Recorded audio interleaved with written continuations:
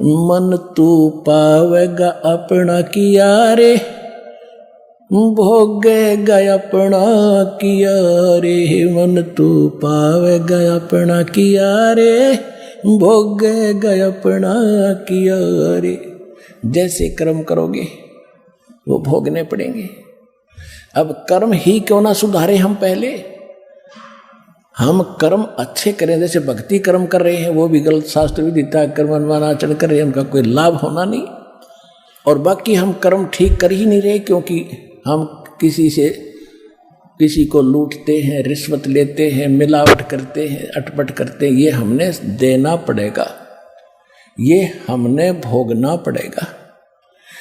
जैसे एक समय एक गुरु से चले जा रहे थे, रास्ते में एक मछलियां पकड़ने वाला शिकारी मछली पकड़ रहा था और मछलियों को जाल भर भर के बाहर डाल रहा था। वो तड़प तड़प कर मर रही थी। तब गुरु जी से शिष्य ने पूछा कि हे गुरुदेव, इस अपराधी प्राणी को क्या सजा मिलेगी, कैसे पाप कर रहा है, कैसे जीव मर रहे हैं इसके सामने, इसको जरा रहम नहीं। गुरु जी ने कहा बेटा इसका उत्तर मैं फिर दूंगा। 5, 7, 10 वर्ष के बाद फिर गुरु शिष्य दोनों चले जा रहे थे। आगे एक हाथी का छोटा सा बच्चा उछल कूद मचा के कूद रहा था। वो वृक्षों के बीच में फंस गया, 2 वृक्षों के बीच में, और ऐसे ऐसे झटके झुटके मार कर वो निकलते गया, लेकिन खाल छुल गई उसकी। वर्षा के दिन थे, उसमें कीड़े पड़ गए और कीड़े पड़ा, वो पड़ा पड़ा चिल्ला रहा था। अनगिन कीड़े मोटे मोटे उसके शरीर को खा रहे थे, उसके प्राण नहीं निकल रहे थे। अब दोनों गुरु शिष्य वहां से निकले, तब उस चेले की दृष्टि पड़ी कि ये क्यों चिल्ला रहा है हाथी का बच्चा। देखा उसमें कीड़े पड़े हुए। तब उसने पूछा गुरुदेव, इस प्राणी ने कौन से जन्म में ऐसा कौन सा कर्म किया था जिसको इतना दंड भोग रहा है, कीड़े खा रहे हैं। तब उसने कहा कि सुन बेटा, उस दिन तो मछियारा था ना, वो मछिया पकड़ रहा था और वो मछिया को बाहर डाल रहा था, तड़प तड़प के मर रही थी। ये हाथी का बच्चा वो मछियारा है और ये मछलियां अपना बदला ले रही हैं। ये उनको खाया करता था, अब ये इसको खा रही है। चल बेटा आगे। गीता अध्याय नंबर 7 के श्लोक नंबर 29 में जो स्पष्ट किया है कि जो सभी कर्मों से परिचित है। जैसे वो आपको बहुत बार कथा सुनाता है कि एक समय एक व्यक्ति की 2 विवाह हो गए। पहले वाली से पत्नी से एक पुत्र हुआ, दूसरा विवाह किया तो उन दोनों दूसरी के भी पुत्र उत्पन्न हुआ, पहले वाली की मृत्यु होगी। उसके बाद दूसरा विवाह किया तो उससे भी पुत्र उत्पन्न हुआ। दोनों के 10-12 वर्ष का अंतर, 15-16 साल का अंतर था। 10-12 वर्ष का बड़े पुत्र की और दूसरे पुत्र की आयु में। तो किसान की मृत्यु होगी। बड़े का विवाह हो चुका था, छोटा भी 10-12 वर्ष का था। छोटे वाला किसी कारण से रोगी हो गया। संपत्ति का बराबर का अधिकारी था। कुछ दिन ट्रीटमेंट भी करवाया। फिर उन्होंने दोनों ने, पति पत्नी ने क्या लालच छाया कि क्यों ना इसको विष दिला दें और सारी संपत्ति अपनी हो जाएगी। यही लास्ट में निष्कर्ष निकला। किसी वैद्य से संपर्क साधा। उस वैद्य ने कहा इतने पैसे लूँगा, मैं ये काम कर दूँगा, दवाई कर दूँगा।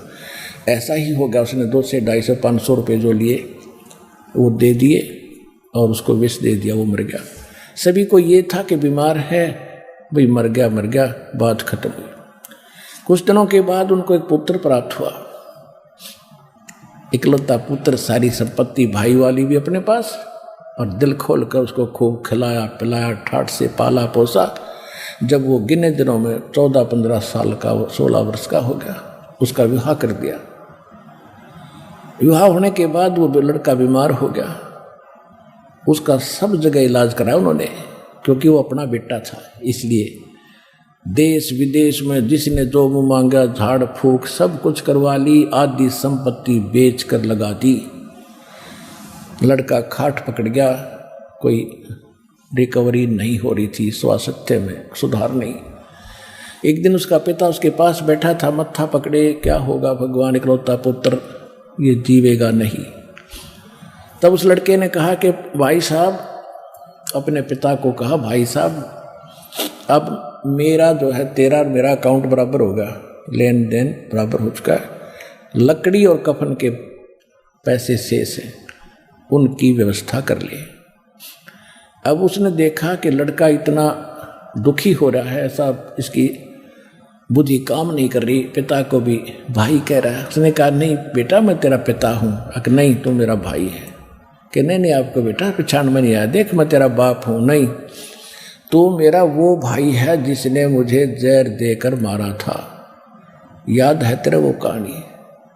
आज मैंने अपनी पाई पाई प्राप्त कर ली है, तैने जो मेरी संपत्ति हड़प करी थी वो मैंने खर्च करवा ली है, और अब तेरा मेरा हिसाब बराबर हो गया।